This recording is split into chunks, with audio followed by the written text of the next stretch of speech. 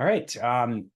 Good morning, everybody. My name is Jessel Noor. I'm the Democracy Cohort Manager at Solutions Journalism Network. I'm here with my colleague, Linda Shaw, who is the Director of Beacons and Advanced Practice, also at Solutions Journalism Network. This is the second of our AMAs for the Building Democracy Fellowship, which is why you're all here.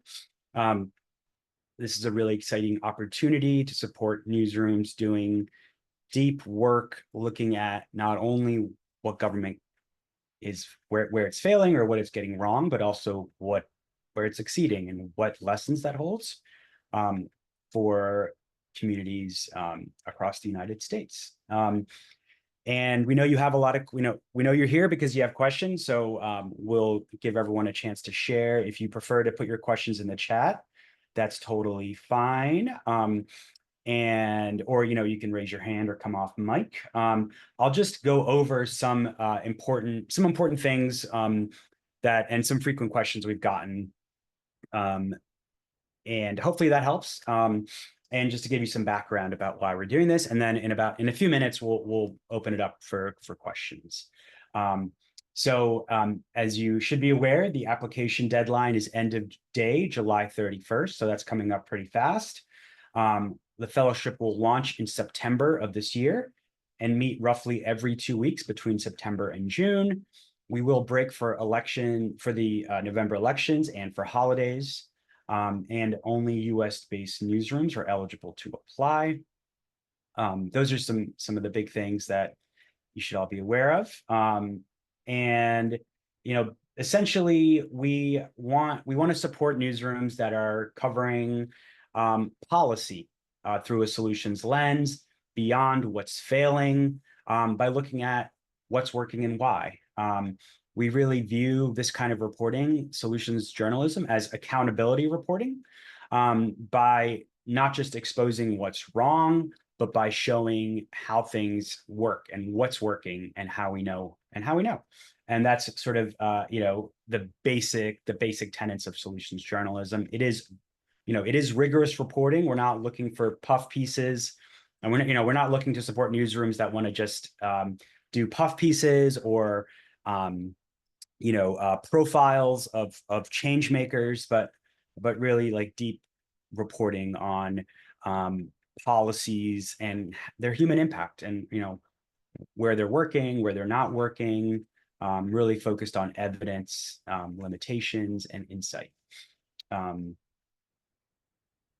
we know that for decades now, government reporting in the U.S. tends to focus on what's wrong, and problem-based reporting is really important. It's important for the public to understand why, where government is failing and where it needs to be held accountable. But at Solutions Journalism Network, we believe that that's not enough. We have to also inform our readers and our viewers and our listeners about what's working and why. And so this, we have a frequently asked questions page. I'll drop the link in the chat, but as I mentioned, this opportunity is for US-based newsrooms, only for US-based newsrooms. Deadline is July 31st at the end of day. Freelancers cannot apply, unfortunately, for this opportunity. And we require at least 2 people, a reporter and editor, to participate in every workshop. That is, you can have your whole newsroom participate as much as they like, but we want to have like one dedicated reporter and editor participate throughout the whole program. We expect to spend about 3 hours in trainings and meetings a month, and then for every newsroom to spend about 10 hours of independent work. We're not going to give you work for the sake of homework or for assignments, but really to take what you learn and apply it to the reporting you're doing. And there is a $10,000 stipend, half for selected newsrooms. Half will be provided up front, half at the completion. We have lots of examples of good government and democracy reporting on our website. We'll drop the link in the chat. Oops, sorry. My mouse is going a little crazy. You do not have to be trained or even proficient in solutions journalism to apply, although that definitely won't hurt. We will provide that training in the fellowship, but we do encourage, but this is open, and we do strongly encourage newsrooms that have participated, newsrooms and journalists that have received our trainings in the past. You're definitely more than welcome and encouraged to apply. If you're not familiar with solutions journalism, we'll drop some links in the chat. There's lots of information on our website. But essentially, as I described, it's rigorous reporting on responses to social problems. In this case, specifically looking at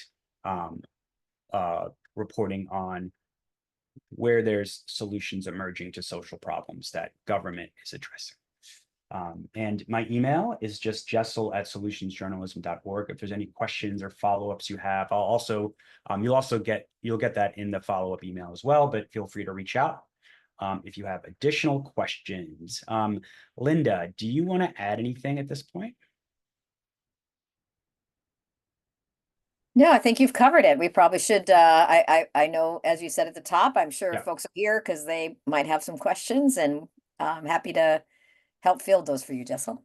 Yes. Okay. So yeah, we'll open it up. And I'm happy to share more about what, and I guess we may get some questions about sort of like why we're doing this, what kind of stories we're looking for. So I'm happy to answer anything. I have some more information to share about some of the background thinking that went into this. But yeah, do we have any questions off the bat, or any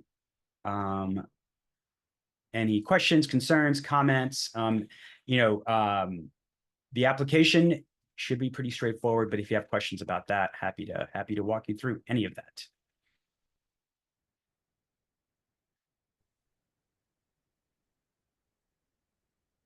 I guess I have a question.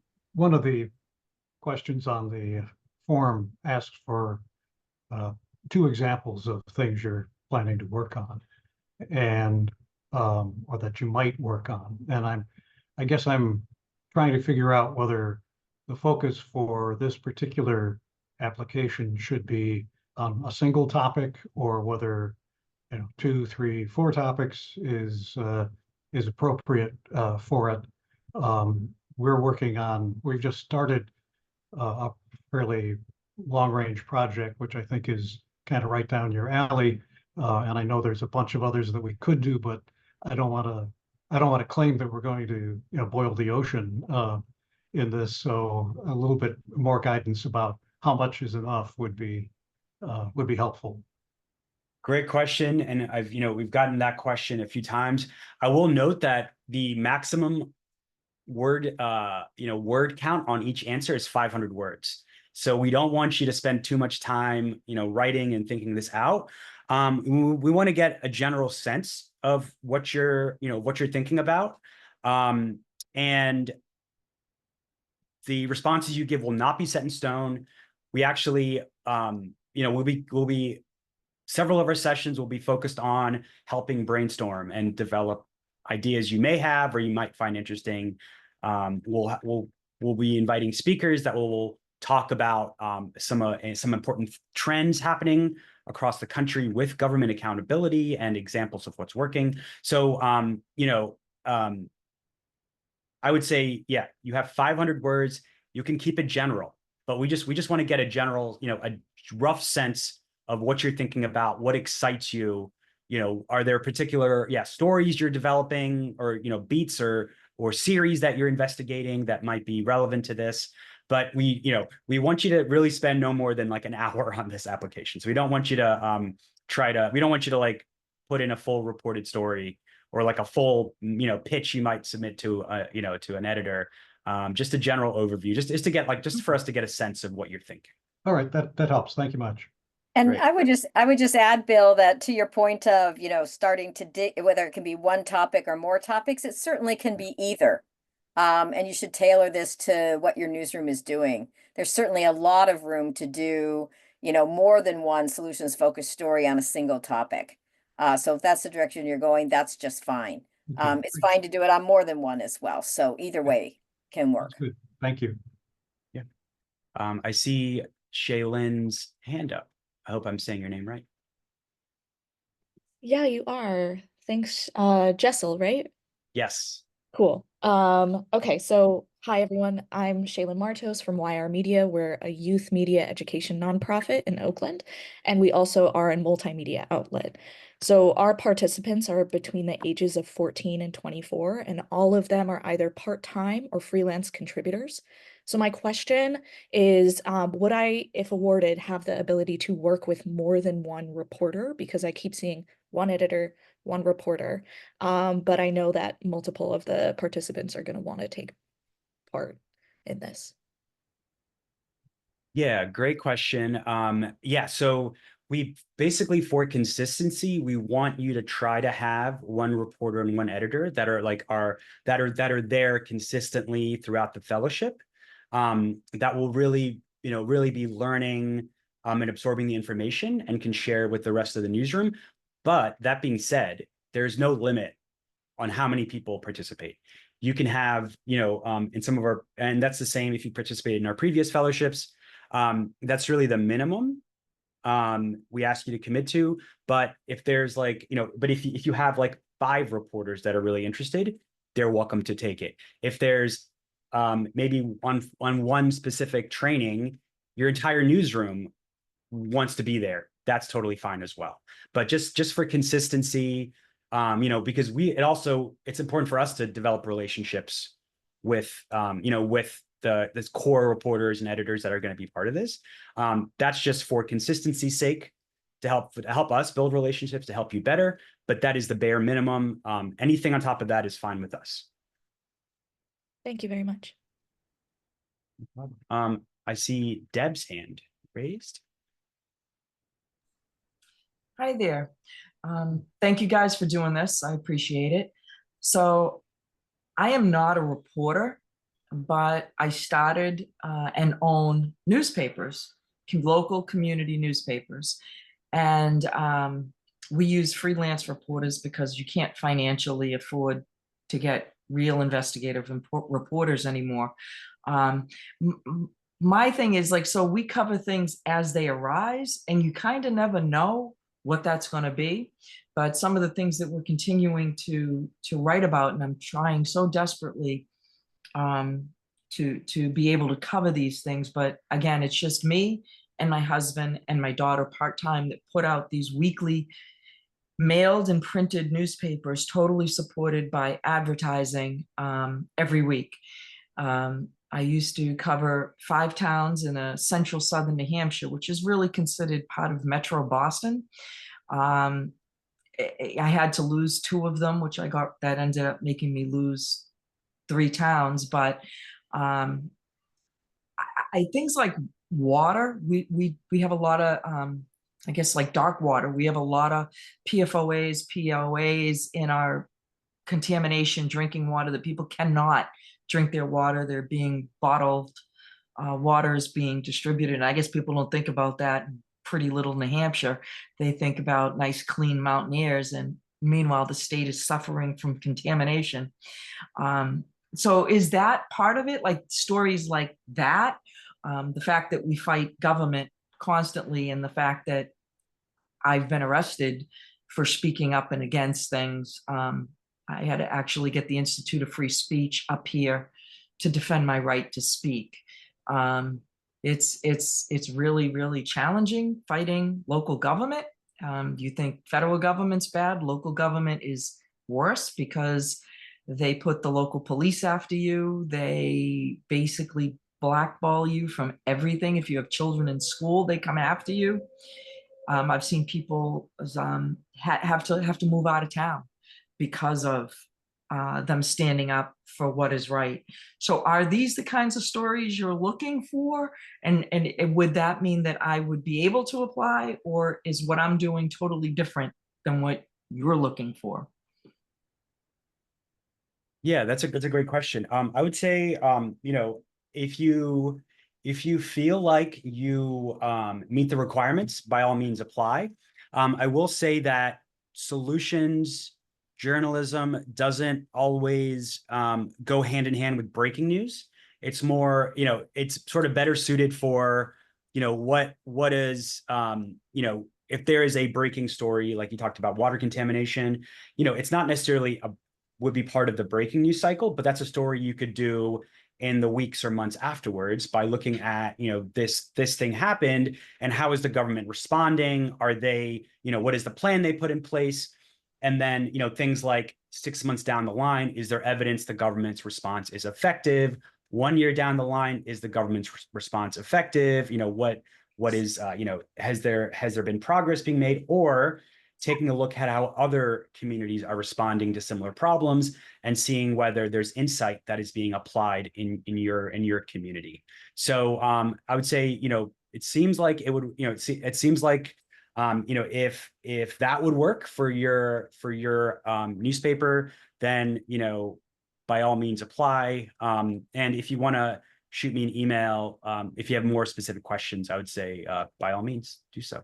But yeah, I mean, basically this is government accountability reporting with a solutions framework where you're looking for evidence on where progress is being made. So if that works with how your newspaper approaches government reporting, then I think it would be a good fit. Thank you for your answer. And I've been fighting this water thing for 7 years now. And it's constant, and nothing is getting done unless it can benefit the government. We'll just leave it at that. So I guess I will apply, and all of this to me is solution based. So I will apply, and thank you again for your time. Appreciate it. Thank you for the question. I think I saw another hand up, but I didn't catch the name.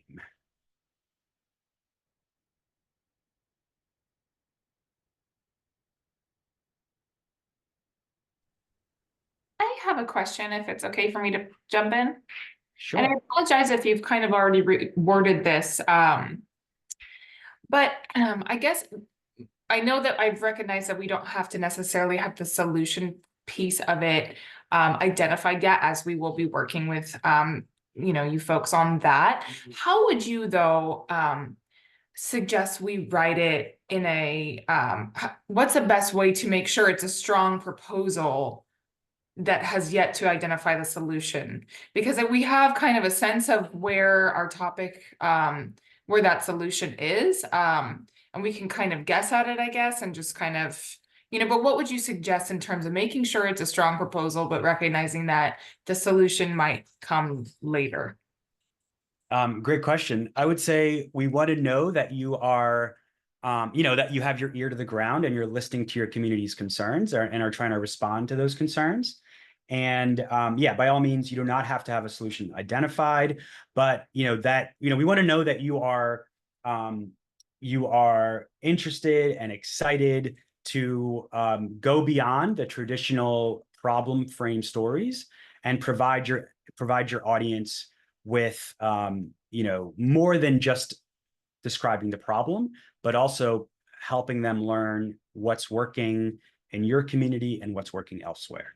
And we did list some examples of the kind of stories we're looking for. For example, infrastructure investments, and just essentially we want you to be attempting to tackle the biggest problems your communities face. So we know for some communities that's housing, for some community that's pollution or climate issues. There's, education. It could be crime, public safety, whatever the biggest issues your community is facing. We want you to approach those problems with a solutions lens. So it's really, it's going to be maybe different for every community, but essentially we want to know that you're interested and committed to approaching those problems with a solutions lens. Great, thank you. All right, we have another question. Hi, Yeah. Jessel, it's back. Oh, sorry, go ahead. You go ahead. Okay, thank you. My question is, what if the solution seems to be getting underway now, right? And we won't know, right, whether it's working or not for another year or 2 years or however long it might take. How would you suggest approaching that type of application to cover a Um, story that way? yeah, that's a great question. So, um, yeah, that's a really good question. Are there, in this solution, are there any other places where a similar or, parallel solution has been attempted, where there's evidence of its efficacy, and evidence that if it succeeded or failed, or have there been places where it's tried and it hasn't worked? Because there will be evidence, even if there's constructive failures, right? There, Yeah, yeah. So I I think would yes to say, yeah. both. Okay. Yes Well, to then, both yes. scenarios. So even Okay. if you don't have evidence in your specific community, because the response is new, you know, generally for most social problems that we face, these problems have been around for a long time, and different governments and different communities at different times have tried to respond. And so through the solution, by using a solutions lens, you can still, examine those responses, look at the evidence, look for insight and limitations, and still draw lessons from that will be relevant for the community that you're reporting for. So I would say that's totally fine. And yeah, and that's not like an impediment to solutions journalism. That's honestly, that's it, that could make for a really interesting and important story based on what you're describing. Okay, that's really helpful to know. Thank you. Yeah, and I would just add for everyone, that's a piece of how we see solutions as a part of accountability reporting. Because, when something's brand new and as a journalist, you're examining it, you're examining the evidence from elsewhere that helps answer the question, is this a good idea? Will it really work in our community? What will be the challenges? What's the promise of this? So, yeah, as Jessel said, no impediment at all. And yeah, and honestly, those, like, taking a solutions approach at the beginning of your government's response is often really helpful to do, because that's, you can let the people in power know that you're going to be watching them, and that you're going to be, that you're already keeping an eye on their response, and making sure that they are using the lessons and best practices being used elsewhere. So, and that's often helpful for governments too, if they're not aware of lessons from other communities. That can be informative for them and your communities as well. I see Leslie with her hand up. Hi, yes. So my question is there any kind of index? You mentioned infrastructure. And I'm assuming you guys have done this so long that you have, like, there are commonalities between all of us, certain topics that come up. And it just made me wonder if, like, for example, in my community, the landfill, the hospital bankruptcy. So do you guys keep an index at all, or is it in your mind that would help all of us when we do start working on like looking for another area that may have come up with a solution? I just wondered if you were keeping some kind of database or something that would help with that.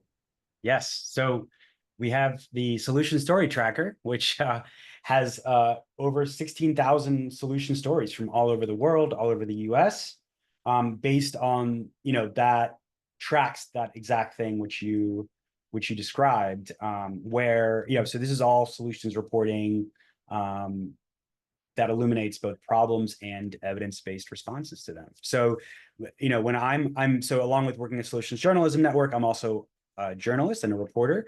And the first place I go before I report on a story, even if it's not a solution story, is I go to the tracker and see where, what other communities have tackled this problem, what lessons they've learned. And this is a really, really valuable resource. And there's a lot of advanced search options to help you narrow, help you focus in on exactly what you're looking for. But this is a really great resource and definitely a great place to start when you are starting your reporting or starting your research even. And it's also just fun to play around with it because there's so much interesting. I basically put in, like, anytime I travel somewhere, I will go and put in that town to see what interesting stuff is happening, because this is like really unique, like, repository of information and stories that you won't, this is a really, really fascinating collection that you won't really find anywhere else.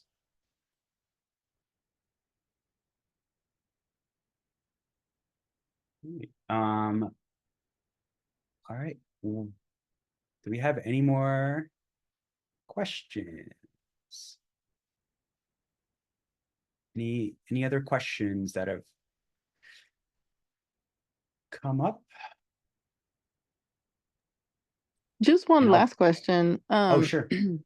In the application with the recent headlines, samples that you asked for, I know the fellowship is for US-based journalists, but what if a story we have is from abroad, just a different country? Would that be okay to give you a sense of how we approach our current government reporting or solutions Absolutely. reporting?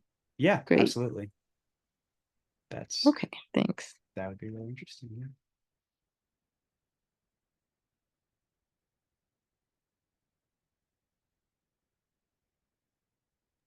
And I'm going to drop some links in the chat for you all.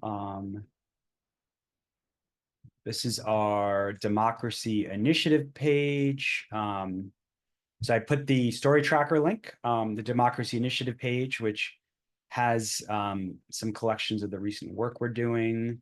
And we also have in the story tracker, we have a lot of democracy and government examples of stories there as well. Allie. Yeah, hi. I was hoping you could expand maybe a little bit on what you're looking for in that question that says, with your colleagues, please take some time to review how your newsroom covers these topics and what you'd like and what changes you would like to make. If you could be a little more specific there about what you're looking for in that section, that would be great. Yeah, Linda, I see you shaking your head. Do you want to take this one? Yeah, I mean, obviously this fellowship is about taking what for many news organizations is, a slightly new approach to government reporting, with a solutions focus. So, we're just interested in your thinking about, we're looking for news organizations that, are interested in, changing how they cover government. And we want to just see your thinking around that. I'm not sure I'm answering that well, Jessel. You should probably. Yeah, well, so yeah, there's I think we probably referenced it in the application. But many of you are aware that there's problems like news avoidance. 43% of people in the US say they sometimes or often avoid the news. At the same time, research shows, this is a survey from Smith Geiger from last year, that audiences are looking for solutions-based accountability reporting, to hold governments and politicians accountable to what has happened elsewhere and what's actually shown progress. So we're, the 43% of people who avoid the news, 46% want solutions reporting. So we are interested, we're interested, do your outlets typically frame government reporting around problems and, problem framed reporting? And if so, does the idea of why does the idea of solutions reporting appeal to you? Why does this fellowship appeal to you? Some things like that. And we know there's challenges to taking different frameworks to government reporting and to, changing newsroom practices. But, what do you think, does your, have you heard your audience is interested in this? Do you think that this will be relevant for your community? Those kind of, so those kind of things are what we're curious about and what you're interested in. Okay. And also, yeah, we want newsrooms that are excited about taking this different approach, right? That are interested in trying something new and willing to experiment with this different, which might be a different approach, or some of your newsrooms might, already take a solutions approach to their work. And if that's the case, then yeah, we want to know what, how you'd use this fellowship. Well, are there things you want to do differently? Are there things you want to spend more time working on? Are there places you could use more support or coaching? So yeah, those are the kind of things we were curious about. Okay, great. So if we are kind of already in that frame of mind, would it be appropriate to like you said, share what kind of things you're wanting to kind of dig into more? For example, like community listening sessions or something like that. With that kind of, because I feel like it's not necessarily a change. Maybe I'm getting hung up on the word change. It's more of a digging into what we're trying to do with more resources, if that makes sense. Yes, absolutely. And that actually gets to another question which people might have in terms of the stipend. You can use that money, however you want in support of the fellowship. So you mentioned if you want to do listening sessions to help get a deeper sense of what kind of solutions your community wants, you can use it for that. You can use it to cover staff time. It's really up to the newsrooms to dictate how they spend that. Yeah, Ali, where are you from? Hi, yeah, I am with Bay City News Foundation. We're based in the, we're technically based in Berkeley, but we're all over these 13 county, Mendocino to Monterey spread of this greater Bay Area region in Northern California. Thank you for answering all my questions, by the way. Yeah, absolutely. Yeah, we really enjoyed working with Bay City. Was it last year? And the Advancing Democracy Fellowship. So. Yes, same. Thank you.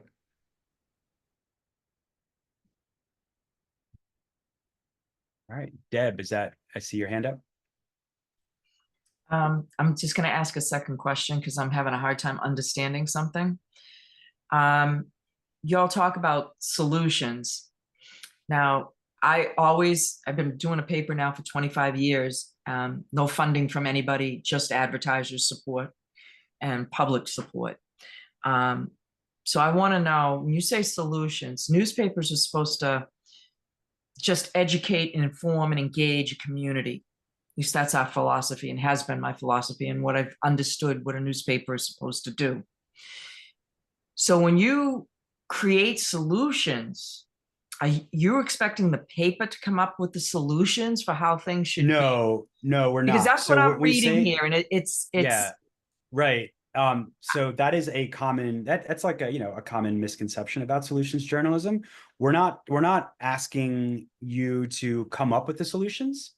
We're asking you to do reporting that goes beyond the problem framework and that looks at where other communities or where your community has attempted to respond to a problem and where there's evidence of either success or failure. So we're not asking you to come up with the solutions. We're looking for journalism that examines the efficacy of the solutions that are already underway. One of the primary tenets of solutions journalism is evidence. So solutions journalism isn't about good intentions. It's not about like a proposal. It's about where there's evidence of success or evidence of failure. So we're not asking you to come up with the solutions. We're asking you to examine the solutions that are already underway or that have been attempted elsewhere. So can I take this?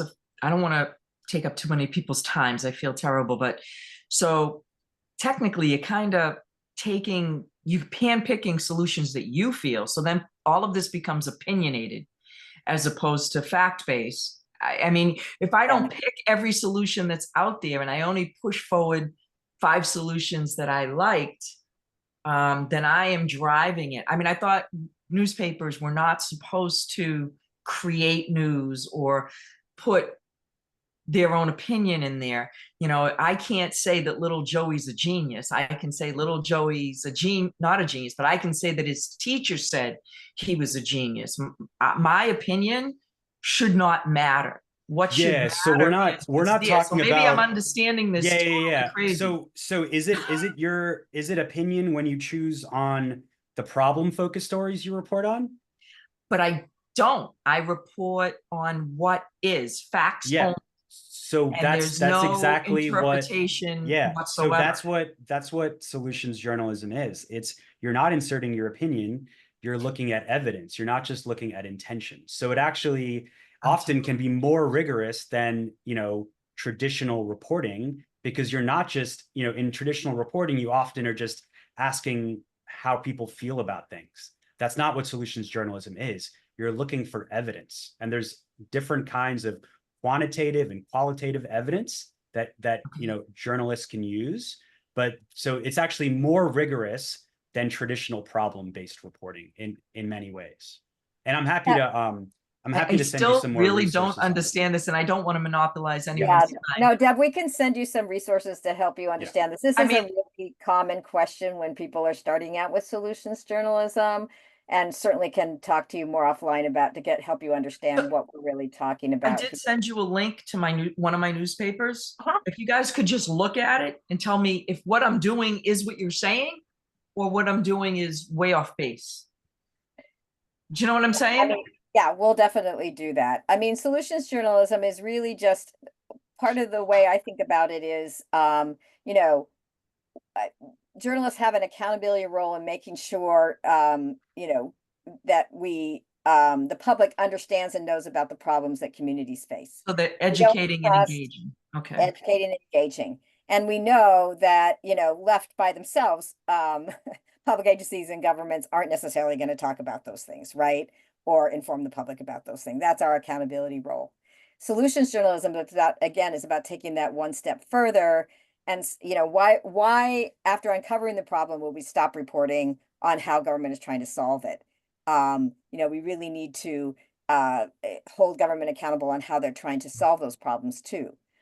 Just like, I don't know if I'm gonna, Ms. Neal, how do you pronounce your first name?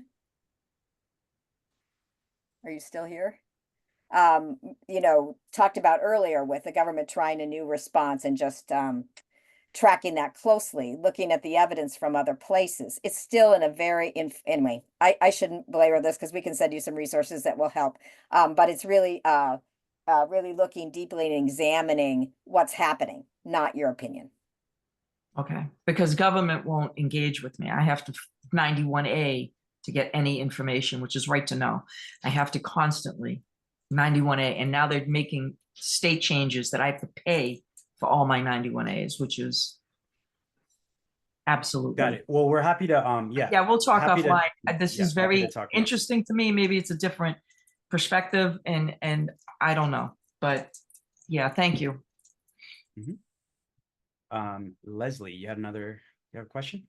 Yeah, I was just gonna give a small example that might be helpful, and that is, in our county, our hospital was filing for bankruptcy. And of course, we know that rural hospitals are having trouble nationwide, but we were able to kind of poke around the counties around us and see that one county had come up with a solution. Not that it was the answer for our county, but I think it was helpful for our local government to see, you know, other answers. And that maybe the dead end that they were looking at wasn't necessarily as bad as they thought. So I think just like, and that's why I asked about the index, is that we did it by looking around the counties near us, thinking readers would think of that commonality and it would maybe mean more to them. But, you know, it just allowed us to look at a place that wasn't having the exact same struggle. They had, you know, found a route out of the problem they were in. And that perhaps there were elements of that that would be helpful to us. And I know our hospital, when we ran it immediately, excuse me, the board immediately said, oh, we're not at all like Watsonville. We're totally different. But it still gave us, it added to the conversation and gave at least our readers an idea that, hey, maybe it isn't as dead end or as bad as we think. So I think that's kind of an example of kind of what you guys are talking about. That was, yeah, exactly. Thank you. That was a really, really good example.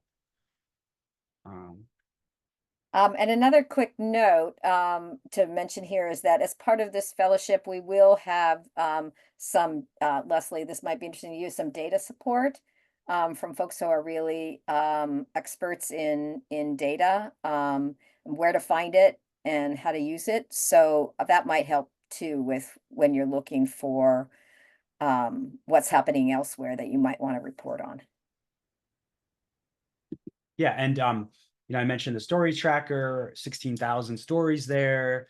You can check out our democracy initiative page for more examples of the kind of stories that use the solutions frame to report on problems and what's being done about them. And we have Shaylin has another example in the chat. That's great. Yeah, there's countless examples of problems that can be, we're facing a lot of problems in this world, and there's countless efforts to respond to them. And so that's reporting on the responses is what solutions journalism is. Allie. Yeah, quick question on the budget. Are you guys looking for like a formal budget, or can we just say general idea, we're putting it towards salaries? Does that work? Yeah. Okay, Keep it. great. Yep. That's totally fine. Yeah. We don't need a budget. We just want a general, if you have one that's optional, you may not know, and that's fine. But we're just curious if you have ideas on how you want to spend it. Staff time is fine. Any expense related to the fellowship is totally fine. Perfect. Thank you. Can I ask one more question? We're doing fact checks, and that's based on a bunch of flyers that have been sent out in our community that are inaccurate and have become a problem because people don't know whether to believe them or not. And I just wondered if you guys viewed that type of thing as solutions at all.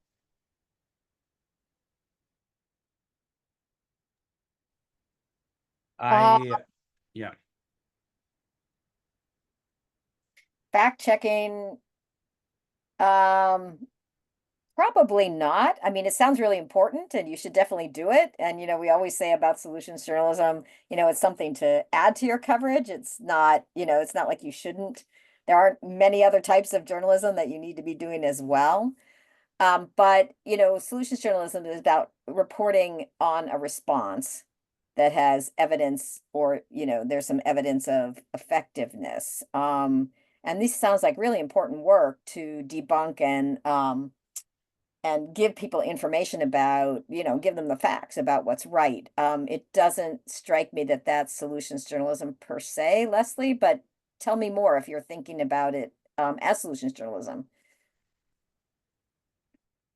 Well, I think I think you're right. I look at it as a solution in the sense that it has, like, as a community, and even in terms of our local government, that having entities out there producing false information has become, it's become a problem in terms of people voting and like figuring out how to vote.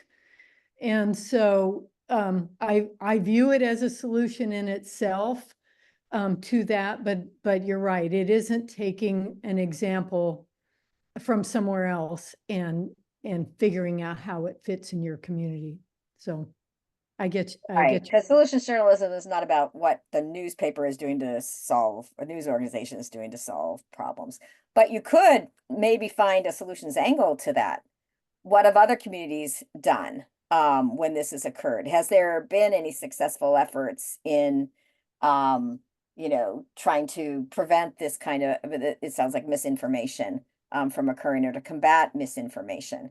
That could certainly take you into solutions journalism territory. Yeah, there's quite a few there's quite a few stories in the tracker about news outlets responding to misinformation. So that, if that's of interest to you, I would check out the tracker for some ideas. But again, in solutions journalism, as Linda said, you're not making the solutions, right? You're reporting on solutions in your community or other communities. So it's a little different than what you're talking about, but what you're talking about sounds really interesting and important. But there's lots of really important journalism happening. Solutions journalism is part of that, but it's not like the only thing happening. All right, well, I think we are just about out of time for today, but we will be sending out the recording. And again, the applications are due end of day July 31st. You should have my email. When you registered, you received a confirmation email from me. And yeah, if you have additional questions, feel free to reach out. Yeah, and so Deb, feel free to shoot an email, but yeah, there's lots of great examples about how communities are responding to misinformation in the tracker. All right, everyone. Good luck on your applications and have a great week.